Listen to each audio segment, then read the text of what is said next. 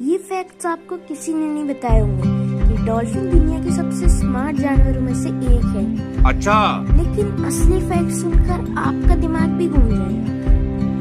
सुनिए, डॉल्फिन एक साथ सोती भी है और जागती भी है। कुछ भी? उसका दिमाग 2 हिस्सों में बटा होता है, एक हिस्सा सोता है और एक हिस्सा चालू रहता है। समझ रहे हो? ये वो इसलिए करती है क्योंकि अगर वो